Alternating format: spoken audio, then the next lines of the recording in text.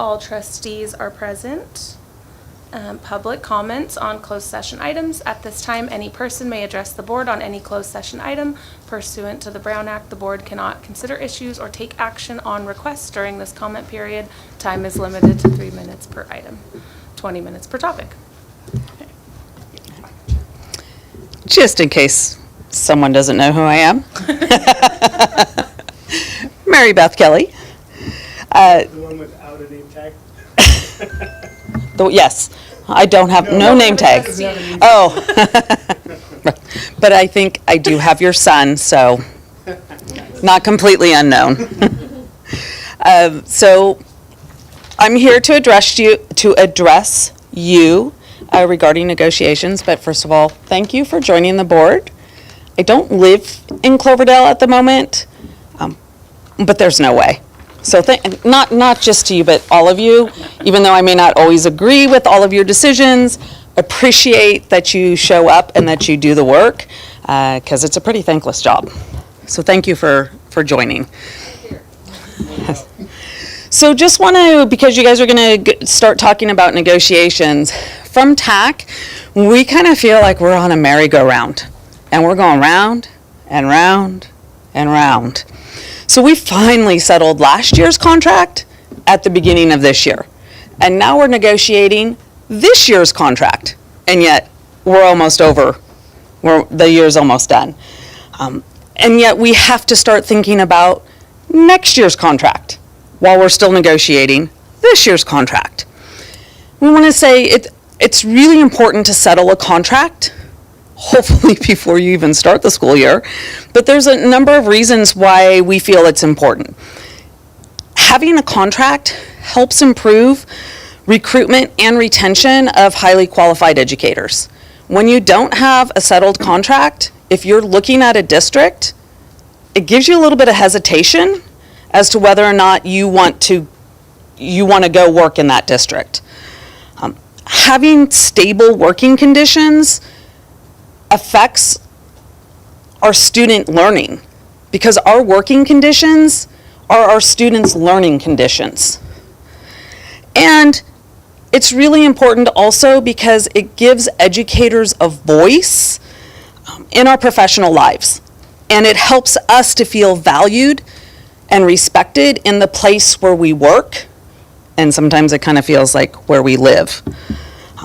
And we know it's not the intent of the district or anyone who works in the district, but not having a settled contract, it feels like we aren't being valued and that we aren't being respected.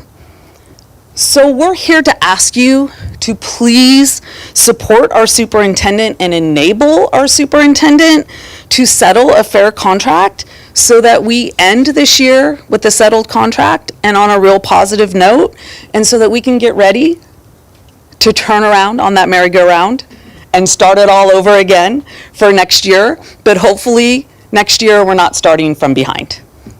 Thank you.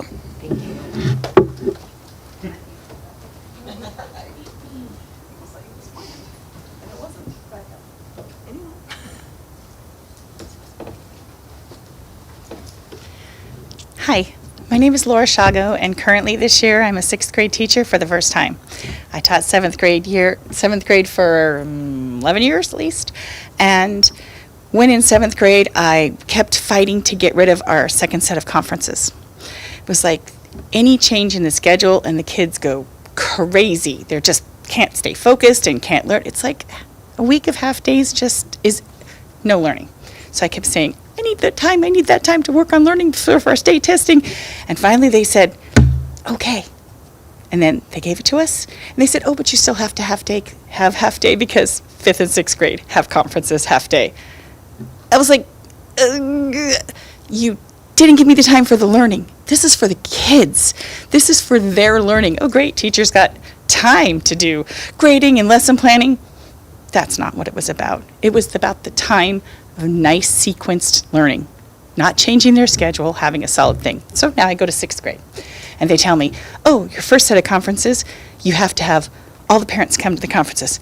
Okay, so I work real hard calling people, trying to get kids to help me talk to people, get these things set. Everybody came except one. that was really cool. Okay, it was really fun. I really enjoyed the conferences. The second set, I felt bad parents couldn't have a later time period. So I said, can I adjust it so I can give them a nighttime schedule? These parents that have to leave work, and that's a really hardship sometimes. So they said, oh yeah, you can. Great. And so I gave them one of those days, and we figured out on Parent Square how parents could just sign up, and I didn't have to call everybody. 3. I got 3. All that time for conferences, the messed up schedule, kids not focused, for 3. And the other teachers like, yeah. And they were not very happy that 7th and 8th grade had gotten rid of theirs. And they have all this time. Like, that wasn't the point. The point was for more educational time for your students. It's wasted time. We make conferences for parents all the time. Anybody wants a conference, they got it. We don't have to have a week that people have to take off time from work to do it. We schedule with the parent. When can you come in before school? What can we do to make it work? A second set of conference is, in my opinion, is a huge waste of educational time. And I think the first set should be moved back a little bit later so we have a stronger relationship with those kids before we have that conference. And so that's my imploring you to please reconsider your no, because it's for the best interest of the students and their education. They're getting less for what? For 3 people in my class. Other people had around the same numbers. So that's it. That's what I wanted to say. Please, for them, so they can have more education. 1 set of conferences. Thank you.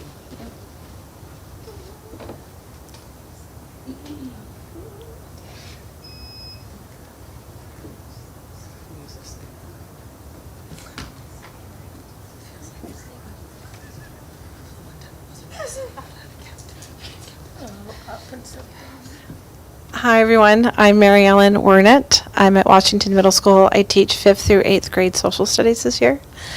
Honestly, I'm not really sure what I'm going to say, but you're allowing me to, so that's cool. Thank you. I might just take all 3 minutes. I don't know. Hi, nice to see you all.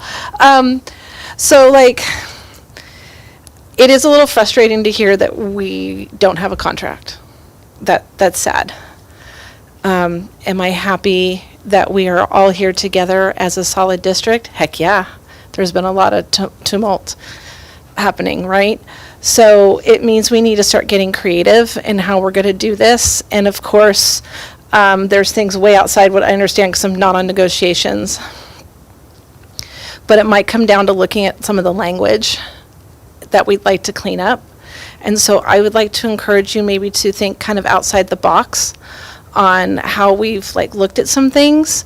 Echo what Ms. Shago said about the double parent conferences. It's kind of a lot middle school age, especially on the 7-8 side, we don't do them, but 5th and 6th does. And we have kind of worked out an atmosphere where we reach out to parents so often, it kind of just gets incorporated when it's needed. So we feel there could be another way we could use that time in our school year, and maybe switch those half days to state testing week when we're burning our children out or something. I don't know. Like I said, I'm not on negotiations, but just to kind of encourage different perspectives. Maybe our school counselor doesn't have a prep time. I don't know. I don't know much about her job, but maybe considering offering something that might only benefit a few. I know the union's for all, but maybe improving here and there where we can. There's been some concern for our prep time being used for our IEPs. And it kind of can take away also my time where I can be valuable putting together lessons and grading and having the time to connect. So I appreciate that we're still all talking. I'd love to hear that we could come to a resolution maybe before the year ends. I think Ms. Kelly was right that it boosts our spirits as employees. And it may be misintended, but sometimes there is an unhappy feeling, right? And so maybe a contract could help bring us back to a more positive approach starting next year. And thank you for letting me talk. Thank you.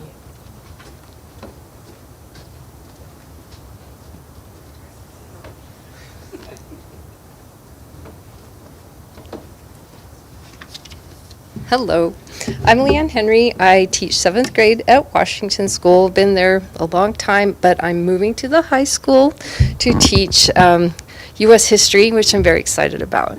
I just want to pick up on the prep time. There's language in the contract we would love to change about this, and I want to channel my Grandma Henry, very wise woman, and she had this saying, "You don't want to be the only woman in church with a fur coat."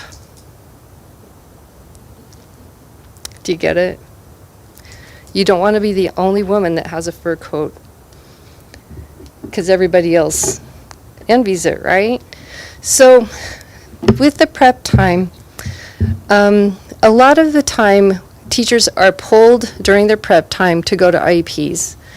And some teachers have more time pulled from them because they have more students that have IEPs. I personally have not been pulled this much, so I don't have to go during my prep time to go to an IEP. So I can make my copies, I can prep my lessons, I can get my head straight about what I'm teaching the kids and how I want to lay it out, or get whatever art project I'm trying to incorporate with the social studies there. So it's not equitable. It's not equitable for some teachers to have to go to 15 IEPs throughout the year and miss 15 of their hour-long preps, and me, I only have to lose 1 or 2. That's not fair. So what we would like is compensation if you lose your prep time. If you don't get your hour to get your lessons prepared, your copies done, your grading done, planning done, talking to people, calling parents, all of that has to happen between 7:45 and 3:15.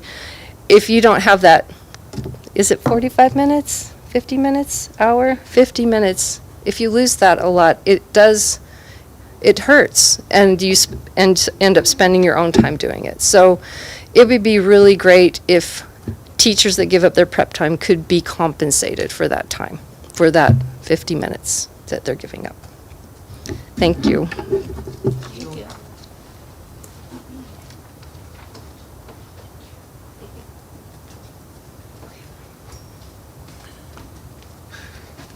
Today was Denim on Denim Day at school. I'm Anna Ramirez. Gotta explain it. Yeah, PE teacher, child development. I wanted to reiterate the prep time. I want to equate it to also, we already have precedents where if we sub on our prep, we are compensated for that time. When they need us to lose our prep time to substitute teach for another class, that there wasn't a sub that came in. So the same with if we were pulled for an IEP or a 504 or some mandatory meeting. There are just so many things that we need that time for, and it is so limited to begin with. I mean, I have not left school today, so we already put in a lot of hours after school anyway, so just to be told that we value your prep time, you know, sorry that we had to take it away today, but here is your hourly compensation.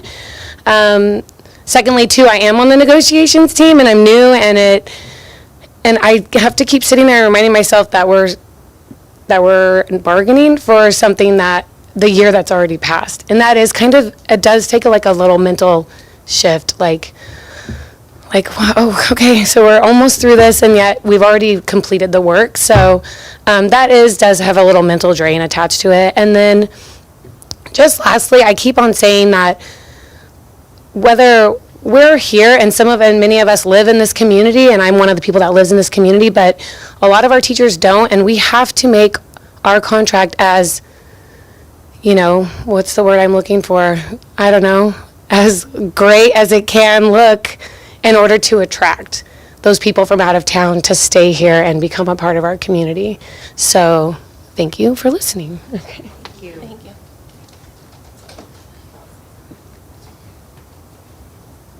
Now, I will say we're hitting the 15-minute mark at this point. So just to kind of give a heads up, this would have to be, or we could do one more if it were about a minute. She's it. Okay. All right. Well, thank you. I wasn't sure if I was going to say anything today or not, but my name is Laura Ware. I am a special education teacher here at the high school. This is my 3rd year teaching in Cloverdale. And I came from Ukiah High. Absolutely love it here. I'm so happy that I get to be part of this community and teach these kids. But one of the things that I've noticed is that there's been a lot of sort of churning of staff in Cloverdale. When I came on, there was a bunch of new teachers coming in because teachers had left. And I'm still seeing a little bit of that happening, especially in the SPED world. And one of the things that I think that the students lose when that happens is that sort of, continuity, right? There's institutional capital that gets built when teachers are at a school for a long period of time. And I think that the students lose when we don't have a long contract or what looks like a stable work environment. So then people move on or people don't come to Cloverdale. And to me, that means the students lose because we don't have that continuity of staff. And then as a SPED teacher, I can certainly sympathize with all the preps that I have to steal for all of my IEP meetings. And I do, try my very best to spread that out as equitably as possible, but it isn't. There are teachers that have more kids with IEPs for whatever reason. I tend to lean pretty heavily on math teachers and English teachers because those are often the areas that parents want to discuss in an IEP, and so then those teachers often have, more prep stolen.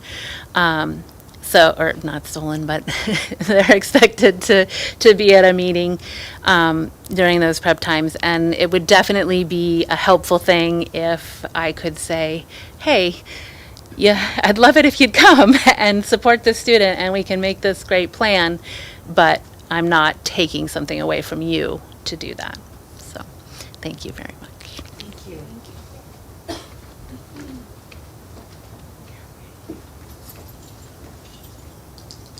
Is there any time left? We have about another minute. We have one, because right, it's 20 total, Yeah. so making sure. Yeah, we have time. Well, I know. Hi, I'm Sadie DeMarta, and I teach animal anatomy, ag bio, and ag construction. And just about the prep time, it's really hard to go to IEP meetings and then run to barns and get wood. And so the prep time is so crucial for picking up supplies and that sort of thing. Sorry, I just ran from the boys' baseball that they were winning to the girls' baseball. That's not, so. And we have an Ag Boosters meeting tonight. Thank you. Thank you. Do we have any more public comment?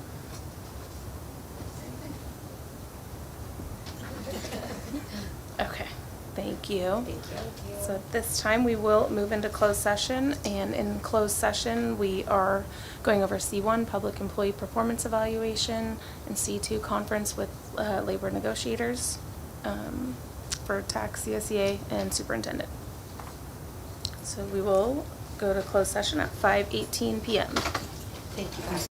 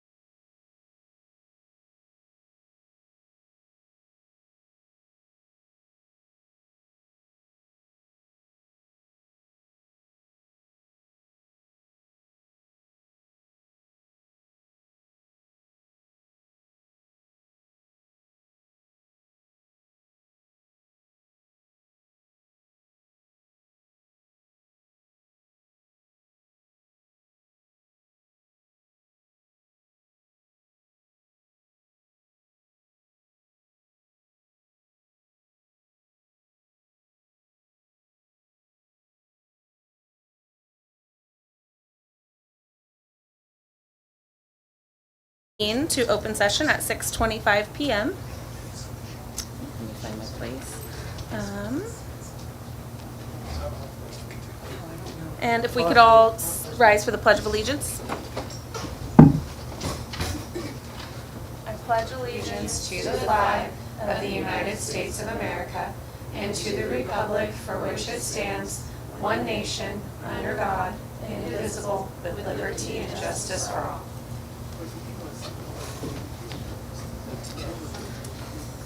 Okay, so the approval of the agenda order, the board reserves the right to change the order in which agenda items are discussed and or acted upon at this meeting, subject to further action by the board. The agenda for this meeting is to be approved and presented.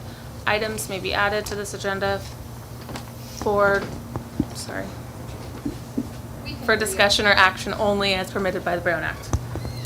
I will make a motion to approve the agenda order. I will second. We have a motion by trustee Candelaria Orr and a second by trustee Garrison. Preferential? Aye. All those in favor? Aye. Opposed? No one is absent. Okay, public comment on consent and non-agenda items. The public may address the board on any consent or non-agenda item pursuant to the Brown Act. During this period, the board cannot consider issues or take action on any item not listed on the agenda. Time is limited to 3 minutes per person per item, 20 minutes per topic. And is there any public comment? Okay, seeing none, we will move on to closed session reportable action taken. There was no reportable action taken in closed session. And our So just so you know, we're, Forrest is going over, there was an ambulance that was called to Daly Field, so we're gonna try to find out what it was about. okay. So that's what all the hustle was about, so, Okay. go ahead. Consent calendar. Am I supposed to read this? Okay, the CUSD Board of Trustees utilizes a consent calendar for items that require the approval of the board, but are of routine nature. They act upon these items in one vote. Any member may remove an item for additional questions. Board members receive their agendas and backup materials 7 days in advance for our meetings. They have the opportunity to ask questions and to do research prior to our meeting. It is their intent to handle the routine items expeditiously, so they have time to address issues that are more serious. And does anyone need to pull any items? Can we get a motion to approve the consent calendar? Move to approve the consent calendar. I'll second. Motion by trustee Garrison and a second by trustee Ogamian. I know a couple of you had that CTE seminar thing. Ryan's supposed to be here. I'm assuming something must have happened. I will email you guys what those questions are, for more information. Thank you. Okay, thank you. So consent calendar was approved by trustee Garrison and second by trustee Ogamian. Preferential? Aye. All those in favor? Aye. Opposed? And no one is absent. So we will move on to association reports. CSEA. No report today. Teachers Association of Cloverdale.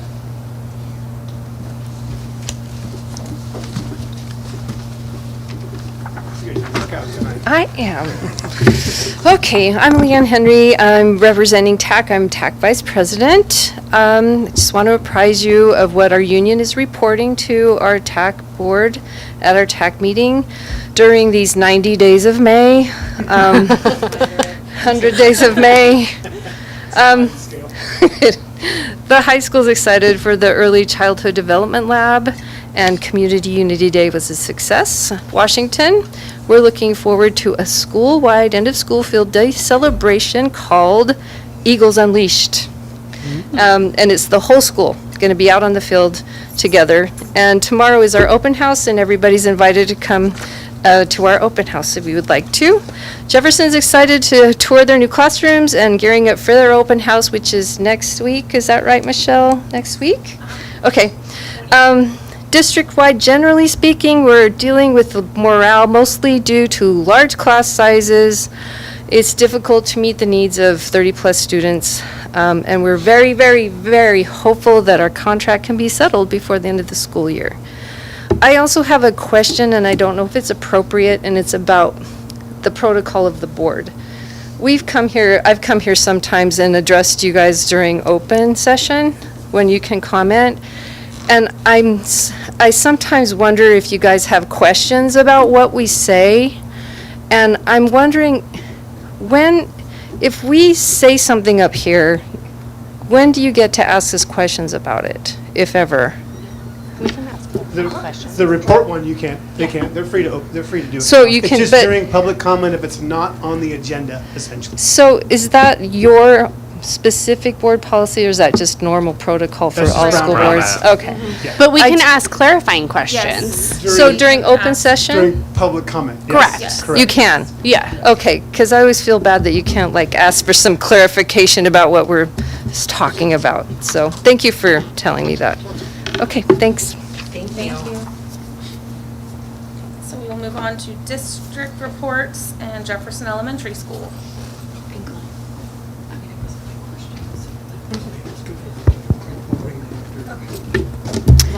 Good evening. You have my report as submitted, and again, we have our open house on May 20th, Wednesday, May 20th, and we also have our Family Day on the Green on the 27th. So mark your calendars, 10 to 11. Thank you. Thank you. Thank you. K2, Washington Middle School. Good evening. Nice to see everybody. You have my report as submitted. And of course, just to reiterate, love to see you at open house if you are available, and/or our field day. Families are invited to participate, supervise, or just watch. 5:30 tomorrow, right? Yes. Thank you. Okay, K3, Cloverdale High School and JEH. I'm gonna guess it's as submitted. Yes. Okay. It will be now. Yes, it is. Okay, and K4, Special Education and Student Services.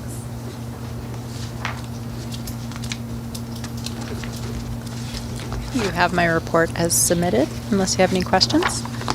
Thank you. Okay. Okay, so we will do Maintenance Operations Transportation Report. I'm gonna guess as submitted as well. Get the hang of this. I am. And then we will go to Business Services Report.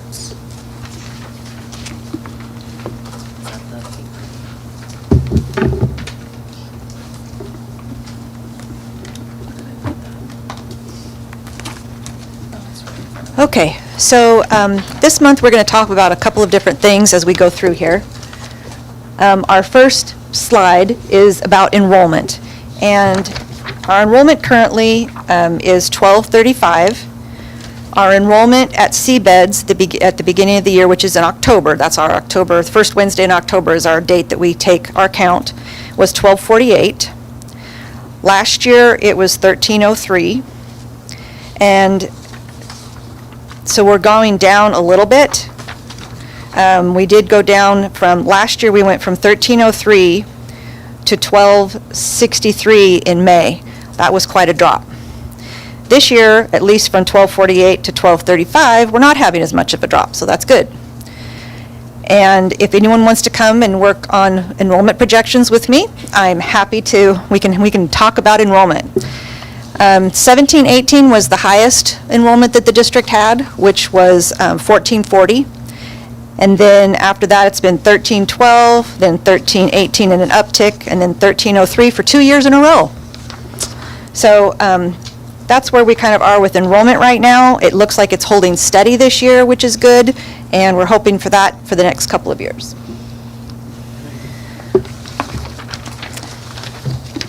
Okay, so now, Could I interrupt for a second? of course, it's our presentation. Mr. Evans was doing the game book and he was having a hard time breathing, so Oh, no. somebody called the ambulance for him.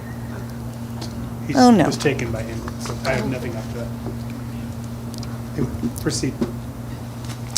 I'm very sorry. Okay, so let's talk about attendance for a minute. This last column on your paper and on the screen and everything else is P2. And P2 is what funds everything for us. That is what we get the bulk of our local control funding formula on. It is everything, right? And it is, this year, we had 1,169 and 88 that was reported for P2.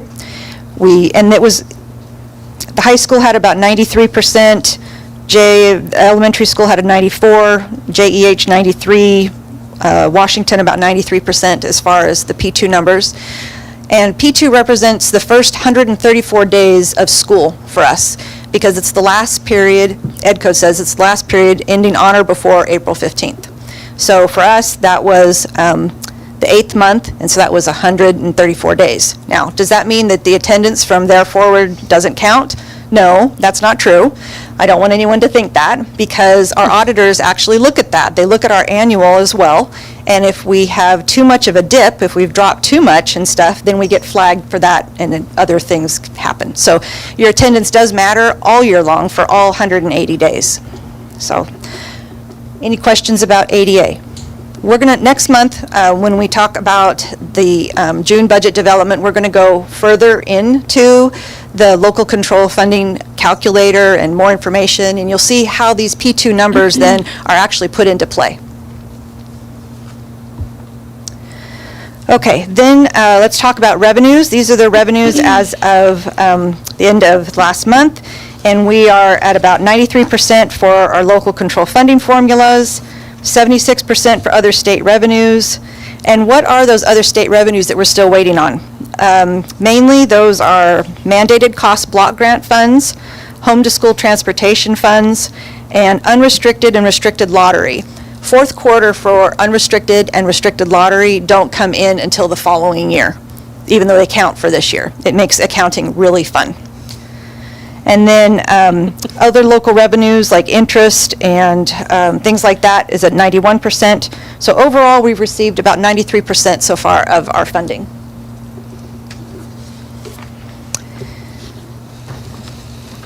And then for our expenditures, you can see we're running pretty tight, 96, 98, 96, 99, 93, 98. These actual numbers do also include, for salaries and benefits, include the encumbrances for the salaries for the remainder of the year, so that's all included in this. So I don't want you to think that, oh my gosh, how are we going to make May payroll? We're going to make May payroll. Yeah, we will. Okay. Yeah. We're all happy about that. Then the contributions, those will be calculated at the end of the year when we go to close the books, and that's when we'll know exactly how much the special education encroachment is and how much money the supplemental and concentration funds that have to be transferred from the general fund to those accounts, how much that is. The routine restricted maintenance number, that one is established during your June budget, and so that number stays the same. So that one will be the $647,000. And then the last slide we have is the ending fund balance, and this one also will be recalculated. These are based on second interim numbers right now. This will be recalculated when we do our unaudited actuals, when we go to close the books in the fall. So, and we're actually starting that process right now. We've started reviewing all of our expenditures, revenues, making sure everything's on track so that we can start the June budget development. You may have heard that we have May 15th coming up, and that is a really big day in education because that's when we find out, hopefully, what we're going to get, what we're not going to get, kind of the starting, almost the end point of where the governor is going to then start negotiations behind closed doors with the legislatures and things like that. So we do know at this point that the COLA is 2.87%, and so that has been dropped into the local control funding formula calculator, and we've started to plug those numbers in so that we can see, because we have to have not just a budget for next year, but for the 2 out years as well. So, any questions? Thank you. Okay,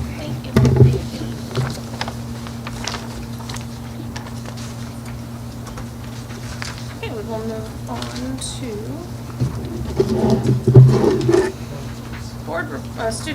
student board representative.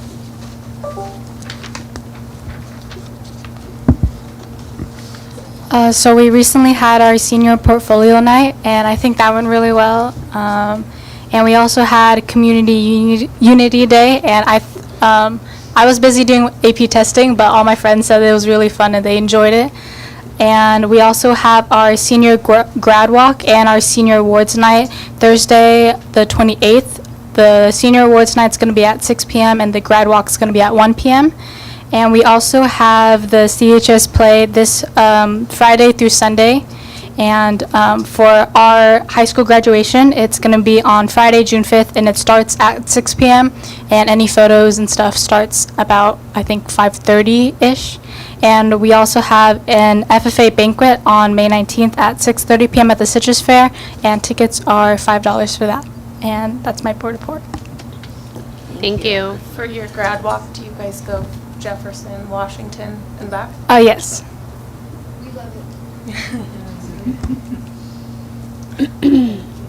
Board reports. Who would like to start? I sadly have nothing to report, except I am excited about Day on the Green at Jefferson. My kiddo has been practicing like crazy. I have had to hear the same song over and over and over again. And she is very excited. I really have to commend all of the different opportunities for field trips. My kid is not a hiker, but she enjoyed somewhat. Those who know her, that's not surprising. But she's really excited for Papa's Pizza tomorrow, Friday, sorry. And I'm really jealous, or next Friday. I'm jealous I don't get to go. But it's just nice to see all of the opportunities that Jefferson provides for field trips. So thank you.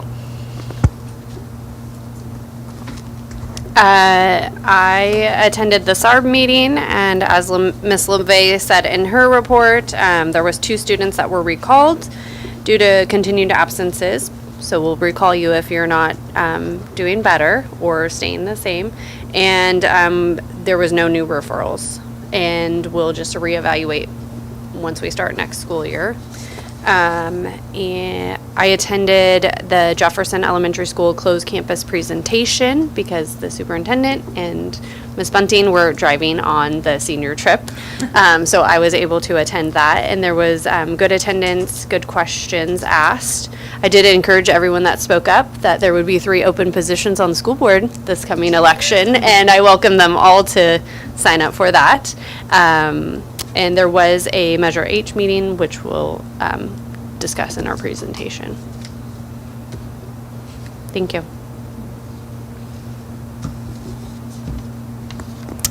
I attended my first boosters meeting as an alternate, diving in. And then I also got to volunteer for the middle school track meet that we had here, one of them that we had here at the high school, which was amazing. Really a lot of fun, and I definitely would love to give a shout out of appreciation to the first time coaches, which that would be Amber and Fred Cook, who did an amazing job and are already advocating for next year. And my son was on that team, and it was just really lovely to see the community that they created in such a short time. I have nothing to report. So I attended the boosters meeting with Trustee, what do you prefer? Kellogg. Okay, Trustee Kellogg, sorry, I forgot. That's okay. And I also made it to the tail end of the closed campus meeting at Jefferson, so thank you to Trustee Garrison for being there. I've been driving a lot for for middle school softball. We had an away game that day. I also attended the FFA fundraiser at the Assey Church, which was phenomenal. So when they do it again, everyone should get a ticket and go. It was a lot of fun. The food was just okay. Just kidding. But it was a lot of fun. And I've really bad tan lines from all the softball games I've been sitting at. So I'm looking forward to summer of more bad tan lines. Oh, okay. And that's all. We will move on to superintendent report. Riley, would you like to talk a little bit about the CTE seminar class? Maybe give a little bit more detail? Yes, please. Not going to allow you to be off camera. My glam shot.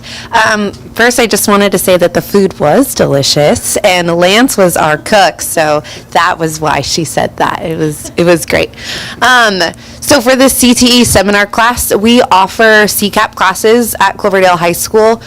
We ran 2 this year. We had our Child 10 class and then Animal Science 20 class, and so the students who are in these classes are not ours while they're taking them. They're SRJC students, but they are not SRJ students all 5 days of the week. So there are some times that they are, in fact, our students. And so we're trying to identify a class that we can put them in that differentiates that they are in a support class with us versus the JC class that they are dual enrolled in. So we threw around a lot of names. CTE seminar was what we landed on, and it's broad and can encompass all students who might be in the ASI 20 class or Child 10 or whatever future CCAP classes we might have. We wanted to keep it general on purpose, just so that any student who is dual enrolled would also be placed in that section. Does that answer questions? Okay. Do you want to talk a little bit about what we did yesterday? Yes, I would love to. Glenn and I went down and presented to the Cloverdale Leadership Group. Chamber, it's a subgroup of the Chamber, just to start building some awareness about this building. They were my first official launch of the whole project, so they were very excited about it. I shared a packet with them, and they had a lot of great just comments and support, and they wanted to help make connections. So a bunch of people have actually already reached out to grab coffee and help make those connections and figure out how we can get in front of the right people in our community.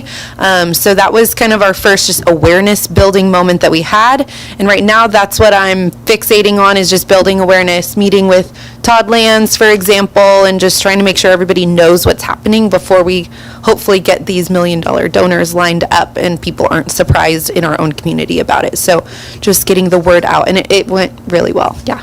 I like how that $1 million donor just rolls right off the tongue. Yeah, it's going to happen. It's going to happen.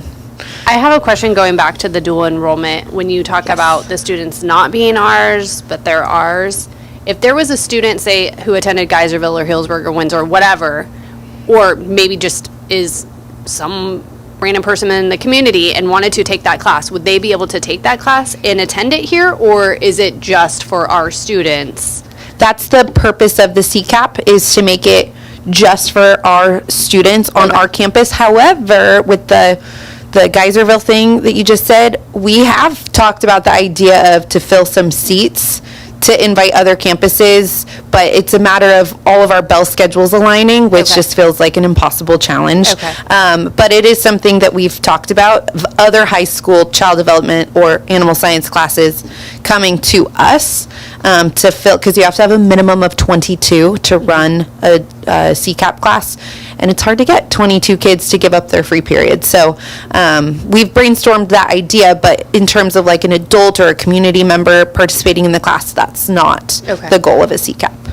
Thank you. And also, back to the building she's talking about, O'Reilly's created a brochure, essentially, and then Bunting will be emailing you guys what it looks like, so you guys are understanding what, you guys see exactly what we're going public with, essentially, so for that part.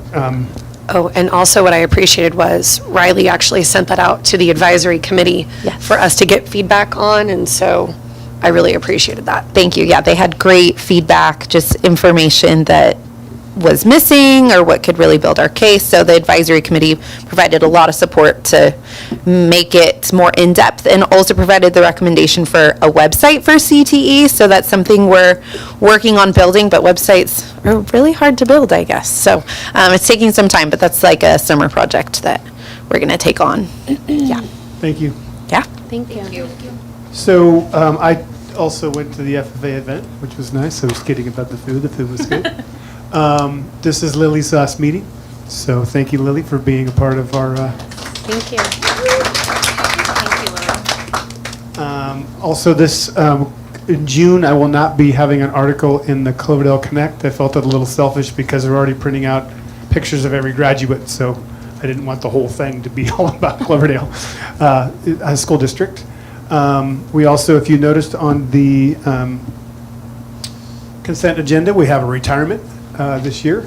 So I just wanted to call that out, Mr. Ballard.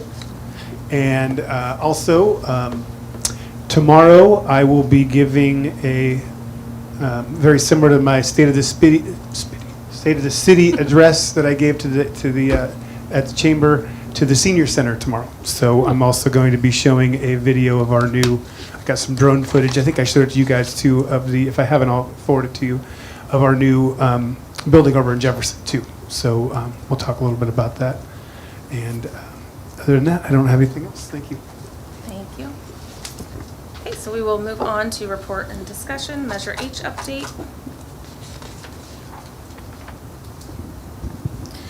As submitted, we had our Measure H meeting yesterday that we currently, I think it's Aaron. Aaron is on vacation, so we didn't really have anybody, any update with that.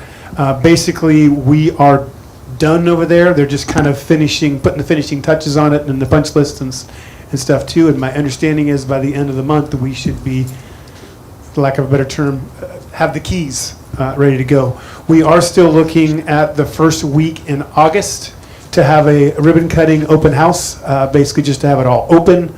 And then, and I know Ms. Holden's been able to take some of her staff over to see the different classrooms and such too. If you are interested at all, please just call me, text me, and I can meet you over there and send you right through.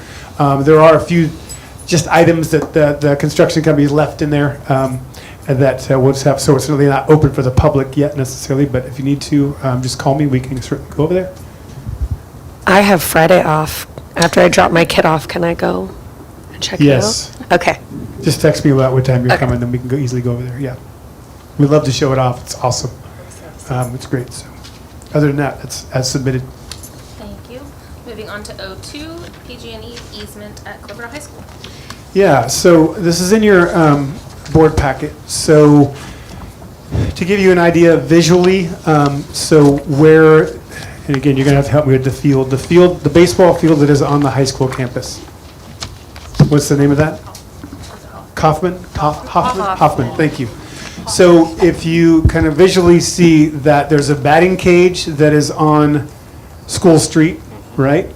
And then there is there's a large oak tree that's there that's got kind of a split sidewalk around it. Mm-hmm. So between that area, between the batting cage and that large oak tree and outside of the fence, on that sidewalk right now is an older gas. There's a main there, but there's an older gas, I guess for lack of a better term, lever that's there that controls a lot of the gas that comes through to Cloverdale. And so it's on the list to be replaced. And so they want to, PG&E wants to take, and there's a couple of big, maybe 4 or 5 foot boxes that are there also. They want to take all that out and move it over to kind of that grassy area that's outside the fence, but between the fence and the sidewalk in that. There will be nothing above ground, it'll all be below ground, so they want an easement to be able to put that there. So, and questions on kind of where that is located. We were, at first when they told us about it, we were thinking they were going to have some big monstrosity there that we're going to do, but it's all going to be in the ground, which is nice. Second thing was, so all we're doing now is we're not saying yes to the whole thing, we're just saying we're open to the idea. And then what they're going to do is they're going to go to their department to try to figure out what that easement is worth to us necessarily, like basically kind of a fair market value for that. And then they're going to come back to us with a kind of a number to be able to kind of buy that easement from us. And so then we'll kind of start that negotiation process. Personally, I think it actually benefits us by getting rid of some of those big places there and putting it in the ground. It will have a couple of pipes that will be up because it needs to vent, but it's really unobtrusive, and it's also in the area that really nobody walks necessarily. It's not anywhere. I had Michael out there with me because there is a big gate on that fence because that's where we bring in the equipment, but there's no issue with that part. So I can answer any questions we've got. So all you're doing now is just really kind of giving me the okay There's no action. We're just kind of saying, yes, we're interested in hearing what you have to offer. In the past, they've had to do work on there and kind of close areas of it. Is the thinking that by replacing it or upgrading, they won't have to do as much work and won't have to close it off, or? It won't be obtrusive in the street because it'll be more on our property. So yes, I was more concerned about when the work's going to happen and what that's going to look like. And again, it was ironic because PG&E was like, well, we really need to know pretty soon. And I'm thinking to myself, yeah, good one. Because we ask you when it's going to happen and they don't ever say to us when it's going to happen. But we're looking a couple of years out probably. Okay. And they're going to try to coincide as best they can to do it during summer time to be able to actually do the construction of it. But yes, there will be times they need to come out. But like Michael and I saw that it's really would not affect our campus at all during the school day, other than I told them if you do it like half hour before school, there's going to be kids walking potentially. And so they understood that part. But it will be something that they do, it'll be a main transfer right there. So it will be something that will be used often. As far as if, anything goes out or anything like that, that'll be a main part there. So again, my recommendation is to at least hear them out at this point for that part. So any other questions? You guys have any questions out there? So we good? Anybody Yes. not good? Thank you. Okay. Thank you. Okay, so moving on to O3 Youth Truth Survey results. Yes, so in your board packet, you have four different. And so the reason why you don't have 5 is because JEH, remember, their numbers are not big enough to be, they call, yeah, they can, too much identifying material, essentially, because the numbers are lower. So, and I always think it's funny because it says confidential on there, but there's really nothing confidential at all that's in there. So you have all of the composite reports, which is kind of obviously the compiling of all the other individual reports. I can certainly send you those. There's a lot of pages of reports. And so this is, again, nothing you need to approve or anything like that. It's just a matter of bringing that information out. If you have questions, obviously there are some staff members here as well as the admins here that can, if you have any questions, please answer that. And I want to say we gave it around the end of January. Is that right? Around January? Yeah, January. And a lot of this material output we have in our metrics on our LCAP. So that's a lot of the information that I use to put into our LCAP of what we're choosing to measure, essentially. So anyway, I can open up there. Actually, you could open up the floor to any questions that might have for that. Any questions? It's not really a question, but I was looking at how many, so it's great staff numbers, how many responded. It's great student participation, which was phenomenal. I was thinking about creative ways to get more families. That was a really depressing looking number. And I get parent squares, I get parent square emails all of the time and whatnot. But just moving forward, coming up with an idea of how to get creative with making sure that families, or at least letting them know the value of it. And I know in text and everything, I get that. But it gives us so much to guide that if you are watching this, please participate. It just gives us so much valuable information that it was just a thought I had while I was reading over it. That's all. You're not wrong. It is frustrating to get that low of a turnout. They must think My everything's problem great is then. Well, then it skews results. You know what I If you hit them mean? while they're at a meeting, they may not ever come back. Could we bribe them with You're hitting them with cookies stuff. and be like, come, here's a Chromebook, sit. It takes you 20 minutes, you're good. But anyways. I was just curious, and Well, sorry, Jackie, but the one cool thing that we thought about doing is when we do at the beginning of the year, when everybody comes in to do all their paperwork, but it's not open at that time. It's the problem. So, and it's really after the holidays. It's the timing to me is not a very good timing issue. No. And families are expected to fill it out. But we appreciate it. I do think that there's a barrier in some ways because a family can fill it out and then they have to fill it out for every student.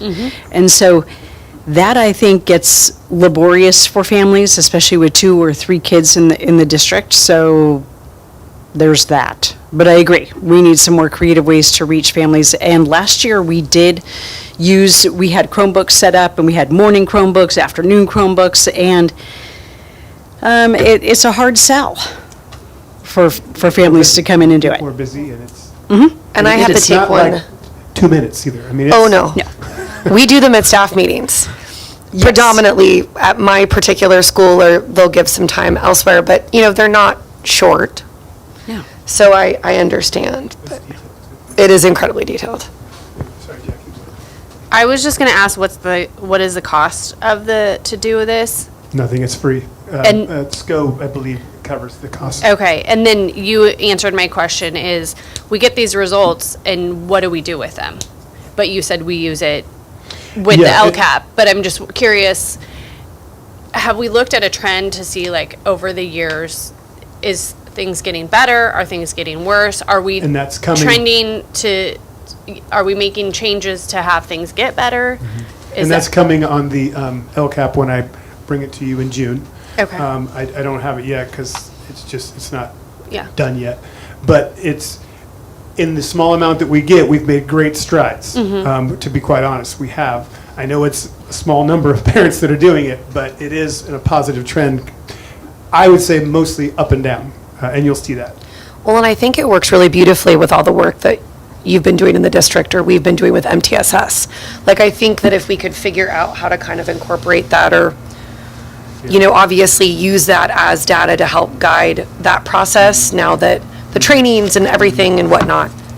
Well, I think it's kind of hard because I think all the data is great, but I think in order to get all the data, it's, like Shauna says, it's very laborious to do that, right? And so it's a little bit of a catch-22, right? We don't want to be just skeletal, but yet we also don't want to make it to where people got to like sit down for an hour to do it. It's just difficult, so. My question was, you kind of answered SCO, it's a SCO-sponsored Yes. survey.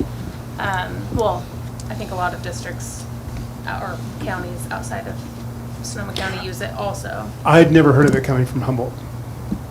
My question is, are there other similar surveys out there but if it's SCO sponsors it, I guess you'd have to go talk to.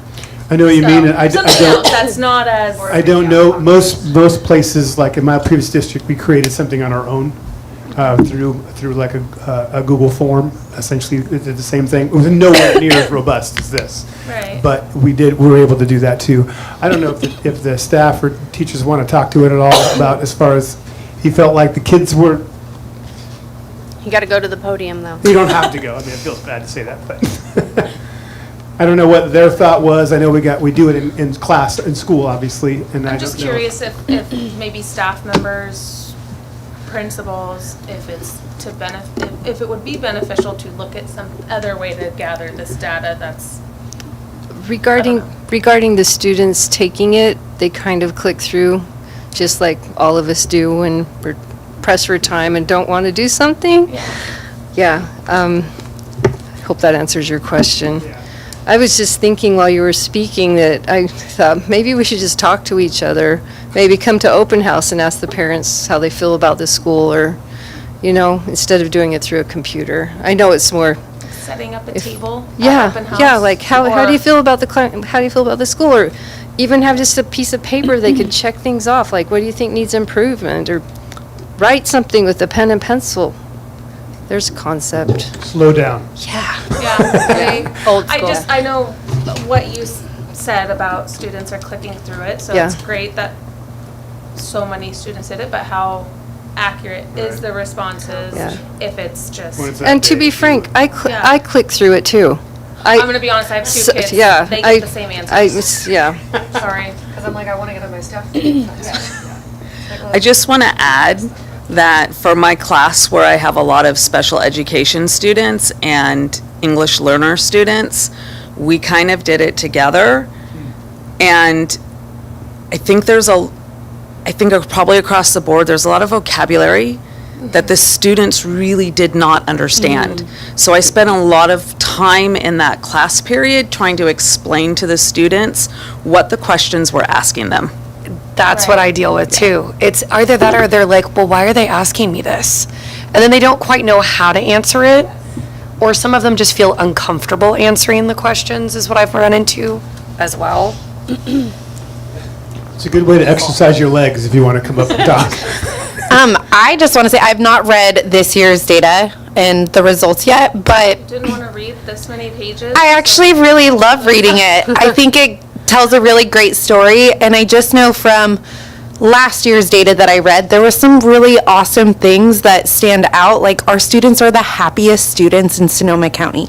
Like, I just think that that's stuff that we should be talking about, so we can pull that out and like share it with our parents, with our community. I think it would draw and attract families to put their kids in our school. So I do think we need to use the data to our advantage. And then I also use the data in all my grants. So I can disaggregate the CTE students, and you could just tell that students who are in CTE have better attendance, better relationships with their teachers, they're more engaged at school. So it is really cool to kind of play with the data. I never thought I'd be a data nerd, but I do actually really like Youth Truth. No, what's really cool too is that you can look at SEL components for students and whatnot, and kids who may all of a sudden just, be great on the outside, but how they answer these surveys. So it's kind of like, I feel like there's pros and cons to this particular process. What it tells us as educators can be really, really, really astounding.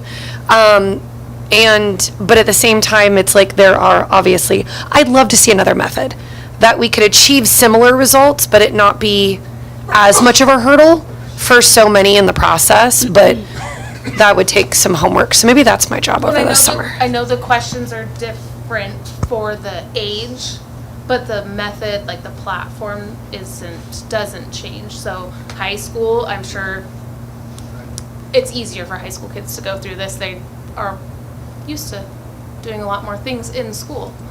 But Jefferson kids, like when I did it for Jefferson, my kid didn't answer these questions. I just clicked it for her, what I thought. I mean, it's just, I don't know. Maybe some feedback to take to SCO. You have the Something data. better. Thank you. Okay. Anything else on that? Okay, moving on to, where are we at?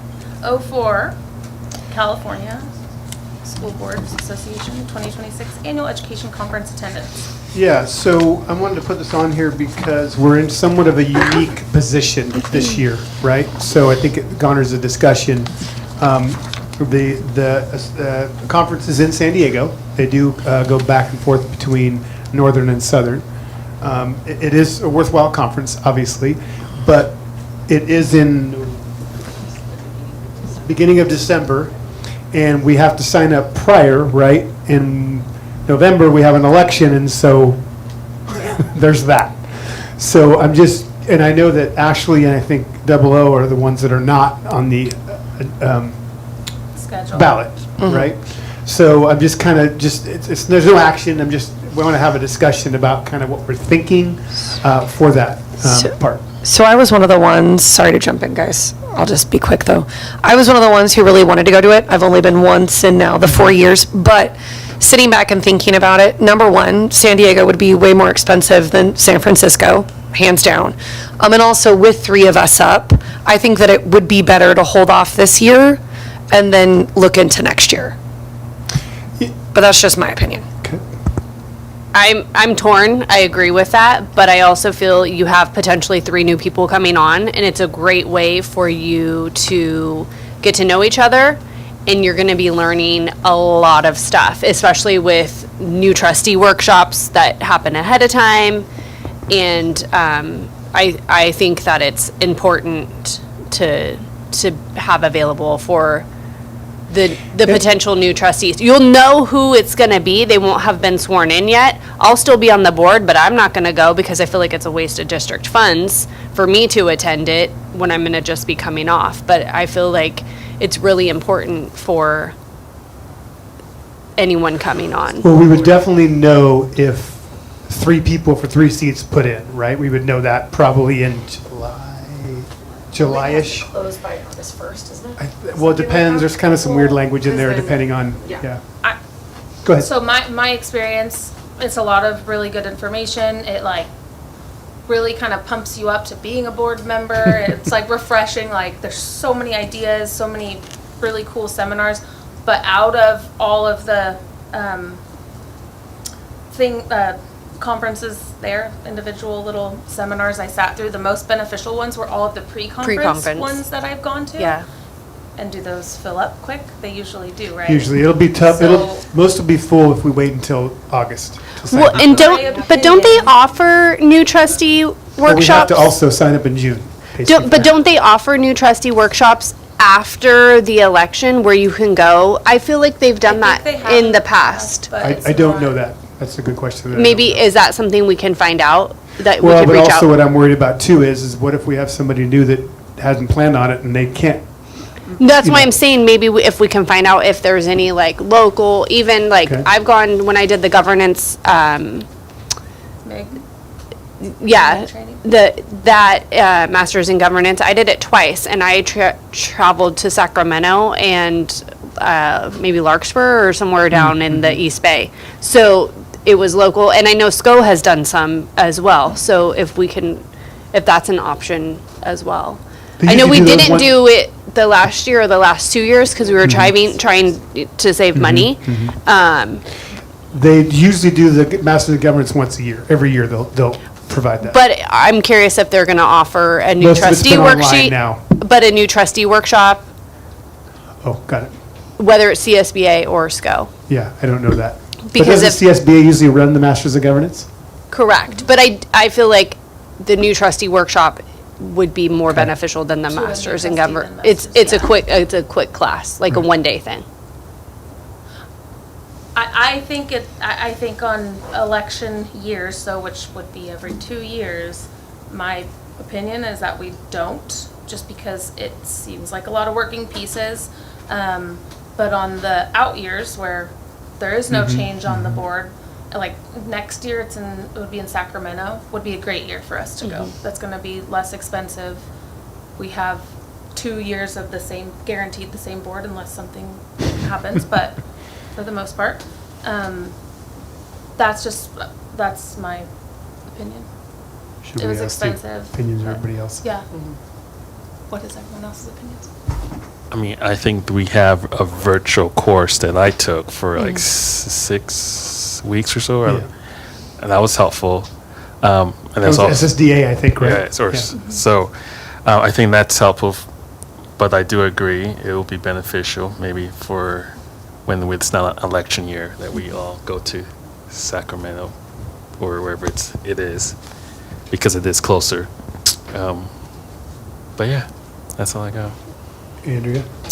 Yeah, I agree. I think it would be, feels like it would be a lot for December. And I've looked into those courses, like I can't remember, it got sent to me as part of my, like my welcome package and everything. Like there are multiple courses that I can take online. They're not all open. I think 2 of them open in summer, and you got to take the Brown Act one. So like I already kind of have that on my radar to educate myself that way, and then I could see the next year being, Yeah, because I think we've always talked about this too, it'd be hard for 3 out of 5 went, right? It doesn't really make sense for just, we either have to commit or we don't, right? And I think that's the thing that we were talking about. It's like it's so up in the air during an election year, you just don't know, right? And you would hate to be where we make it for 5 and then there's really 3 new people that then, again, but anyway, go ahead. Jenny, you have a... Oh, no. Oh. I would just like to put in a recommendation for them to not put it in December. It's like the worst time. to CSBA. put it. Yes. It's a great conference. It really is. see what I can do. Okay, so if you could get on that and let them know they need to change the time of year. Let's just that'd not be make great. that one of my goals, though, please, because I gotta have a little bit of control. So, okay, thank you, I appreciate it. Moving on to 05, request for letter of support for La Familia Sana Community Resilience Center.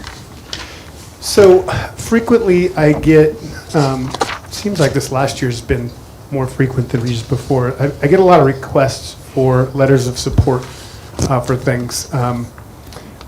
I don't, in my career, I don't like to put letters of support out there for things because I don't want to speak for the district when I'm not running the district. That's the board's job. So I frequently will bring stuff to you guys to be able to do that. I believe I put everything in your, I think it was an email, I think, and then plus a sample letter, I believe I put in there.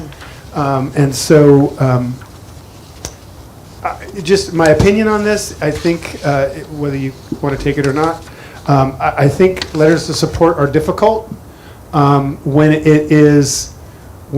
I don't know that the school district the students have a benefit to it, a obvious benefit. I think it's difficult. I think in our current state right now, I think a lot of things tend to be political that maybe aren't, and I just don't, I would caution us taking a support on something that could potentially not be as clear cut.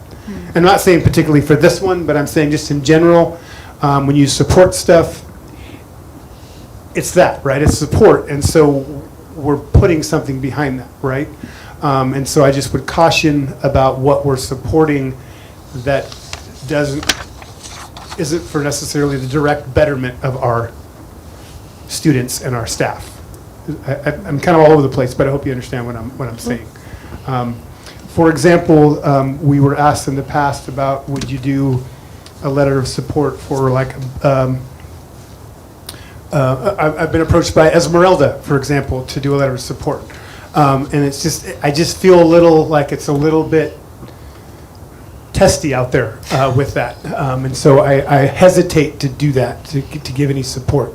Now, if the police department comes to me and says, hey, I'd like support from the school district to get funding for an SRO, that's a clear, easy one, right, that we're benefiting from that, right? I'd still bring it to you, but that to me is a little bit easier because we are getting benefits. So again, I hope I'm rambling here, but I hope you understand what I'm talking about, just to be cautious on what we're supporting and what we're attesting to.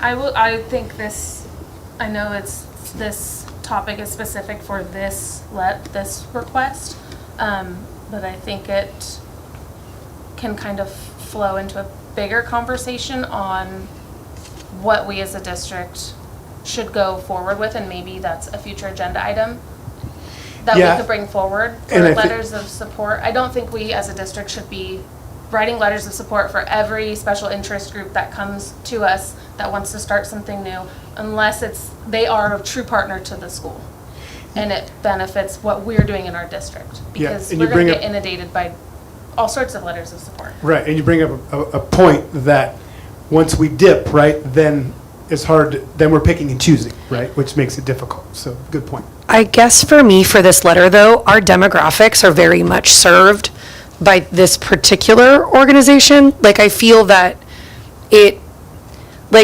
carryover for us, like talking about benefits, right? Something that we work with, or for me, and this is again just me, this organization serves a very large part of our district demographic that I think a letter of support, in my opinion, in this instance would be a go for me.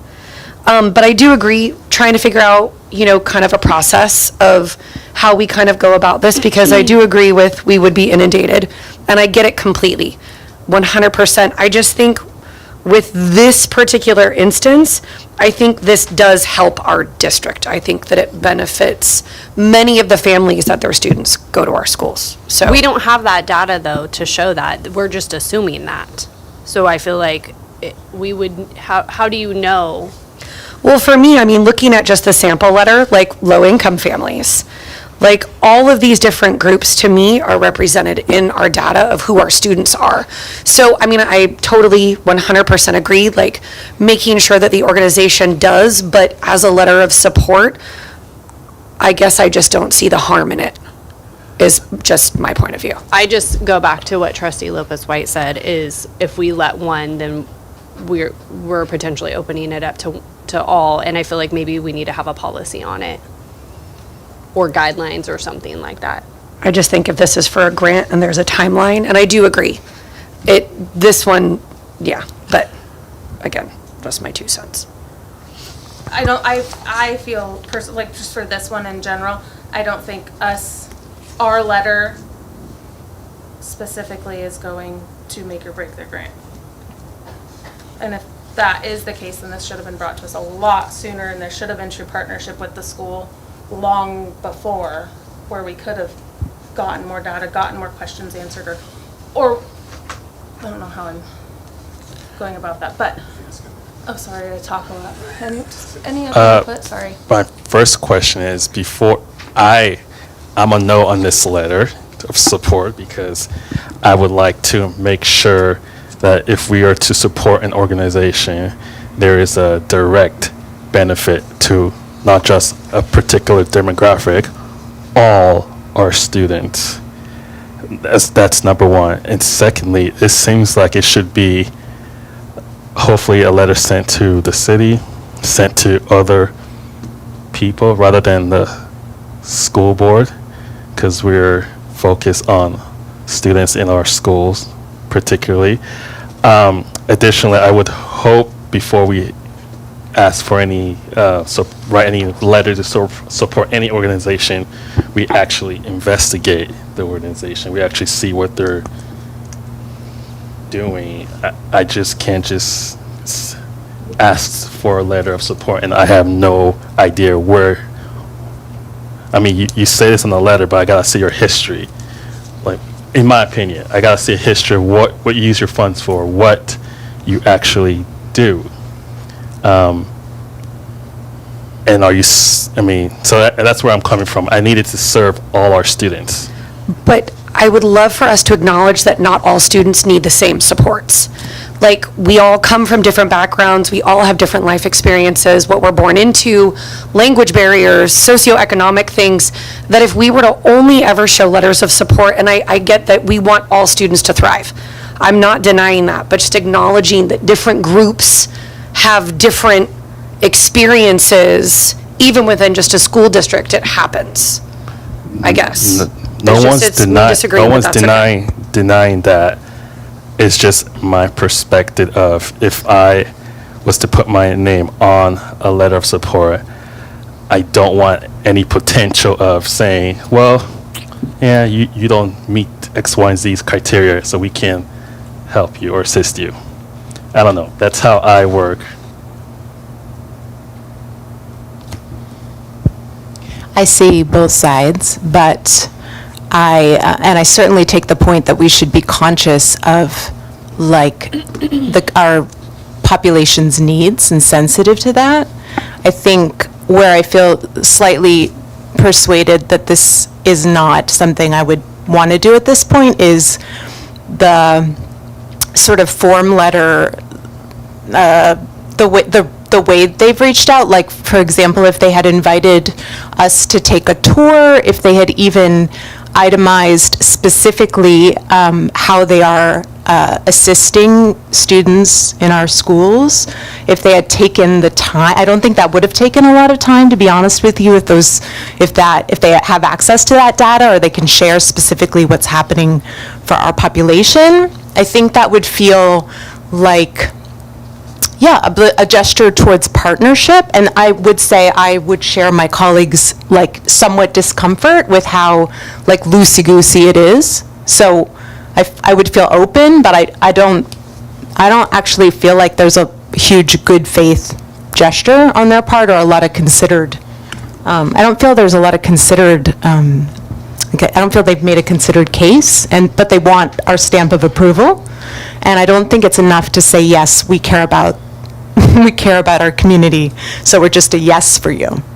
So I will say that I've had experience with this organization reaching out to me, and I would just hope that if that is a criteria, that all of us on the board would be open to actually following through with building that relationship.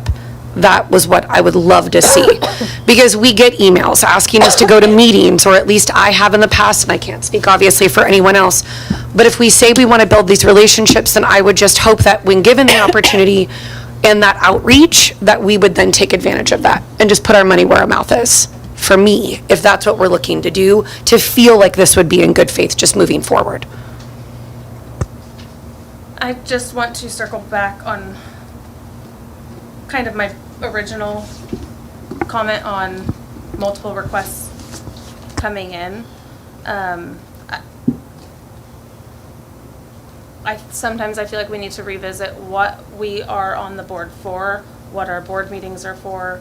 It is to operate on behalf of the district and carry out the business of the district, to where a lot of these letters of support are not us operating on the district's business. Does that make, I don't know if that made sense, but to where I think we should bring forward a policy that we have to, one, make our superintendent's job easier, so we're not, so it's a clear cut, okay, letter of support, this falls under this criteria or not, and then it's not taking time at our meetings where we are carrying out business of the district, to where it's just a clear-cut answer on, for you, when you get all of these letters, for any, and not just this, but for any entity. So if, trying to think of some that we had in the past. There was some that came in, the smart train, all of those things, because we're the The school ASTE district. apartments come up too, right? Didn't the ASTE apartments ask, Yeah. before I was here, but I'd heard that I too. feel like in a small community, everything is controversial, and by us putting letters of support for everything, it's either we're making someone mad or we are appeasing one organization or not, where if we just have a policy that goes out, yes, okay, no, okay, we can dive deeper into it then, but a lot of these letters of support really detracts from our time at these meetings and operating on behalf of the district. So, but like to your example, if it is coming and saying, okay, let's work together for a grant for the SRO, okay, that directly benefits what we do on our campuses and our school. Or if this was coming forward and saying, hey, I want to work with you on a grant to do this program, and we partner with the school on it, or, sorry, would anyone from the public like to talk? I saw a hand raised. I'll stop talking. Sorry. And Yeah. Just thought I should share some potentially relevant information that La Familia Sana did reach out to, I believe it was first to our school nurse, who put them in touch with me, because they're interested in partnering on something related to wellness, but I have not met with them yet. I have a meeting on the calendar, I believe, for June, and I will let you know what they have to say. That's it. For the wellness center, this kind of stuff? I'm not sure if it's specifically around the wellness center or what their specific offering is yet, and I will let you know when I know. Well, you can even look at their food, you can look at their food lines. Like, I mean, we have several families that all benefit from a lot of services they give.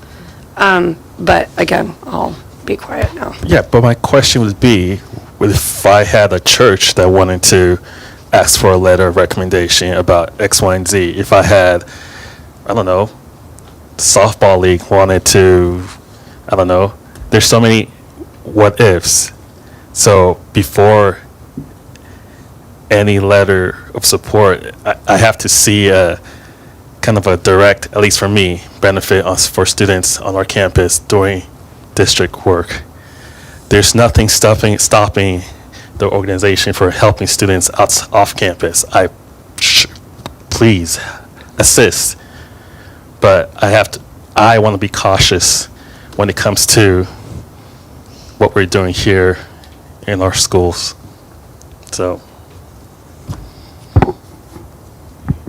I think I have the answer. It looks like 4 and are against doing it, so they can always bring it back up if they so choose. Thank you. Okay, moving on to discussion action item P1, consideration and acceptance of donation. We have Kiwanis Club of Cloverdale donated $100 to CHS Community Unity Day. Helen Hernandez donated $45 to CHS Class of 2026. Jeanette Santana donated $900 to CHS Class of 2026. Fletcher Fabrication LLC donated $50 to CHS Track and Field. Roger and Michelle Fletcher donated $75 and $50 to CHS Track and Field. Giovanni Construction and Electrical donated $100 to Track and Field. Jefferson PTA donated $361.05 to Jefferson second grade class. Todd Lands donated $200 to Washington School fifth grade class. Cloverdale Lions Club donated $922.30 to Washington School fifth grade class. Kiwanis Club of Cloverdale donated $250 to Washington School eighth grade. And Cloverdale Lions Club donated $1,000 to Washington School softball. We'd like to thank all of our Thank you. donors. I move to approve the acceptance of donations. The drill. I'll second. Okay, we have a motion by trustee Garrison and a second by trustee Ogamian. And preferential? Aye. All those in favor? Aye. Opposed? And no one is absent. P2, consideration and possible approval of resolution 226-16, authorizing filing of applications for state allocation board administered career technical education facilities program for the Cloverdale Unified School District. I think we've introduced this quite a bit. Yes. I think if you have any questions, obviously Riley's here, but I think you guys pretty much understand what's going on. Yes. Oh, I did have a quick question, sorry. Absolutely. So whenever we're talking, obviously, like our master's facility plan, like updating, I mean, if we're to have a 5-year plan, like what does that look like? I mean, who's going to make those decisions? What ideas are being thrown out there?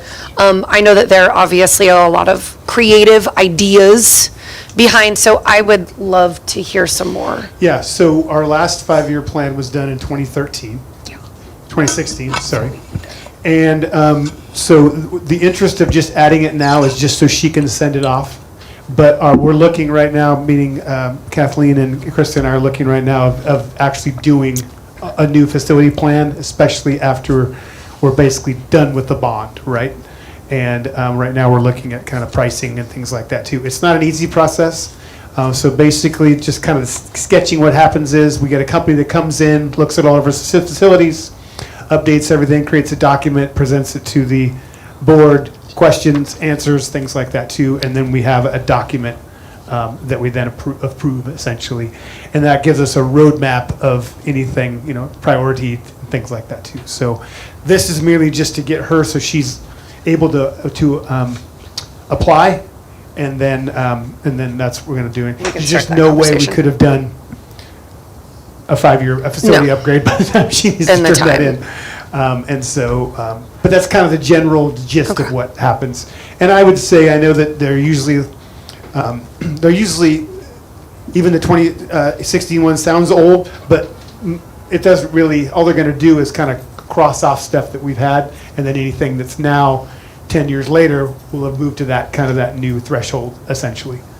When we did that one, Kathleen, do you recall, did we interview companies who we had do that? I remember being on a panel and we had 3 companies come at the Jefferson Library. Maybe it was for something else. Something else, because we had Van Pelt. We did have Van Pelt do it. NMR, so they had NMR come in, and Van Pelt and NMR did it together. Okay. And then in 2023, you guys approved 3 additional facility changes, or, yeah. Okay.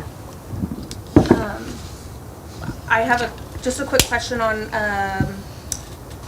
now therefore it be resolved that, under that, it says a board-approved 5-year school facilities master plan or an updated 5-year school facilities master plan must be submitted to OPSC by the required deadline. When's the required deadline?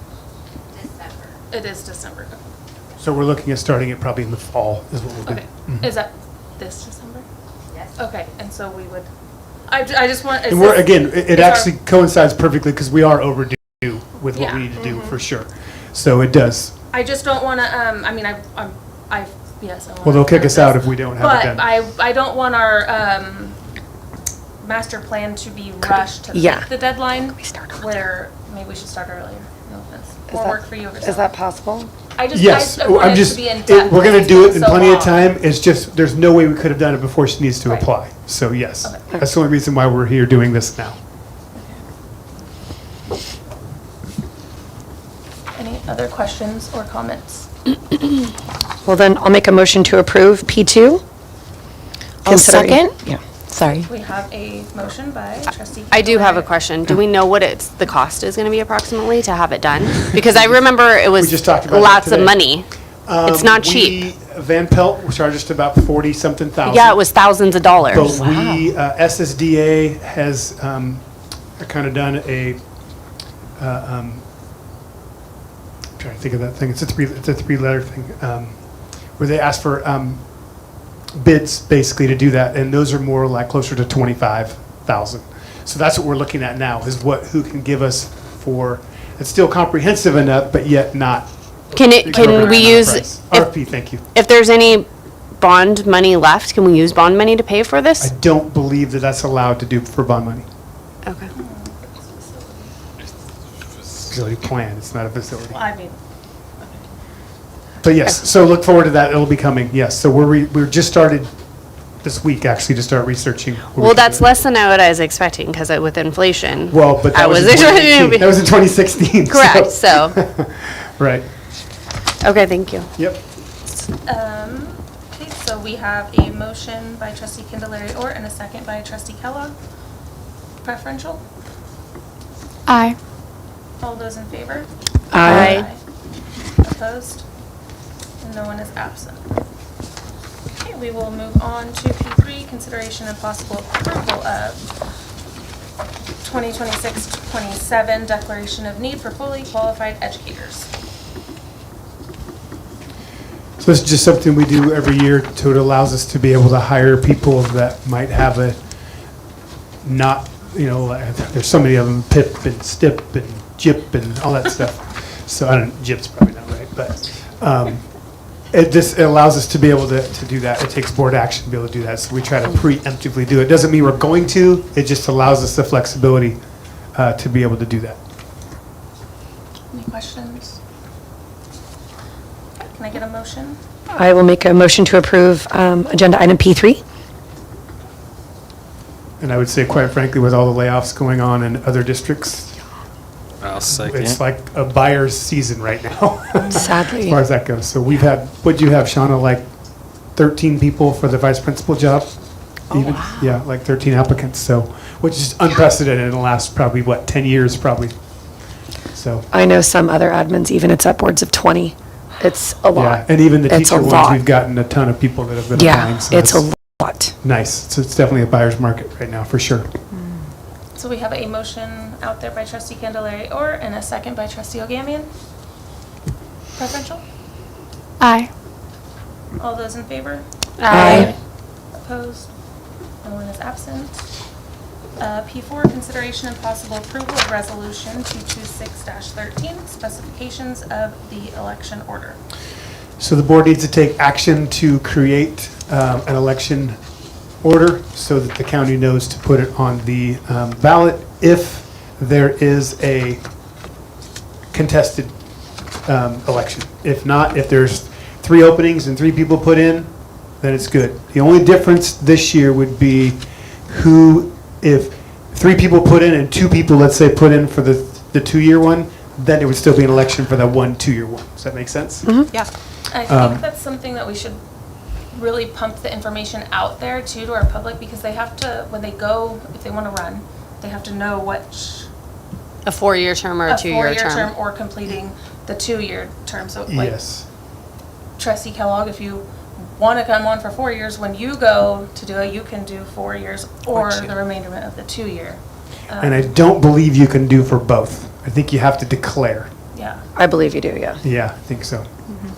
So, and what I was talking about earlier is that there'll be, once we get this in, then they'll send us kind of what the timeline looks like. And it's not, oh, you've already got it, okay. It's just not perfectly because it depends on how many people put in, who puts in. If the incumbent doesn't, then it extends for a week, or there's a whole other part. But anyway, this is the first start.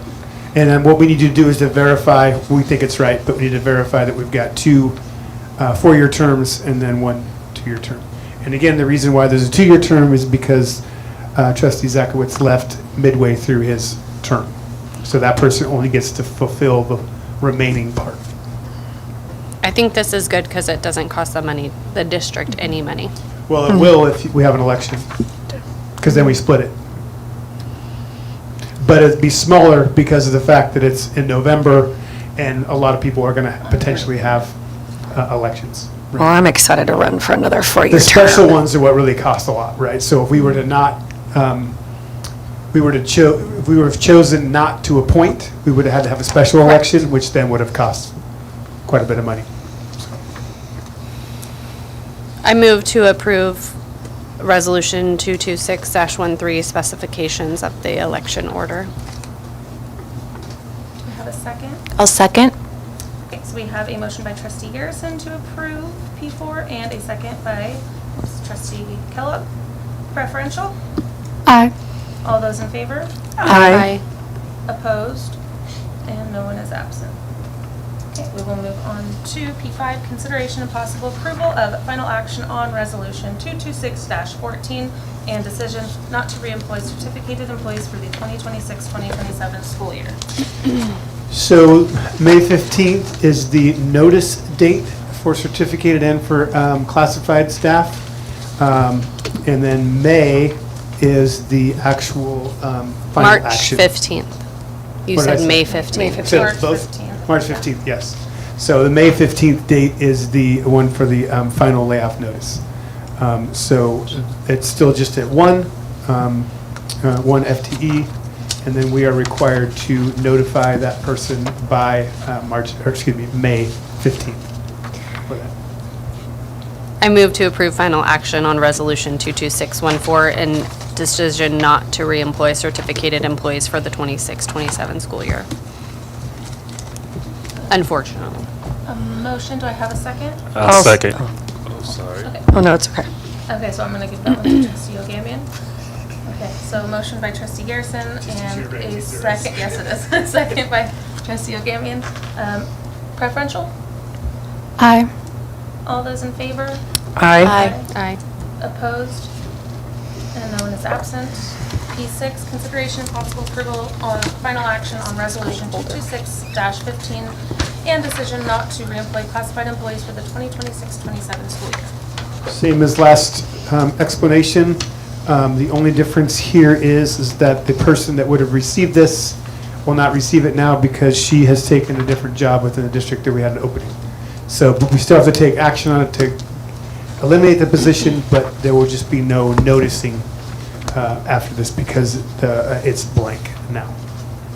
Move to approve final action on Resolution 22615 and decision not to reemploy classified employees for the 26-27 school year. I'll second. Motion by trustee Garrison and a second by trustee Candelaria or preferential. Aye. All those in favor? Aye. Opposed? No one is absent. Future agenda items. We just talked about the letter thing. We're going to do some research on if there's any CSBA language or anything like that too that we can use to cheat from, but we'll also bring that back to. May not be in June, probably won't be in June because June's packed as it is with the LCAP and local indicators, everything like that too. 2 meetings in June? 2 meetings in June, which is 17, 18, I believe, right? And also on that, did we decide that we wanted the, I hate to say big, but the bigger meeting First day. first and then do just a quick one the second? Okay. Wait, sorry, I'm speaking for myself. But I think that's what we decided last time too, I thought. Yeah, thank you. Okay, so future board meeting dates, like we just said, June 17th and June 18th are 2 regular board meetings at 6 p.m. July 8th and August 12th are also regular board meetings at 6 p.m. So if I can get a motion to adjourn the meeting at 7:44 p.m. Are we going into close though? Oh, I can't adjourn yet. We are going back into closed. At 7:44. Continuation, so. We will move back into closed session at 7:44 p.m. Thank you. Good catch, Yeah, good job.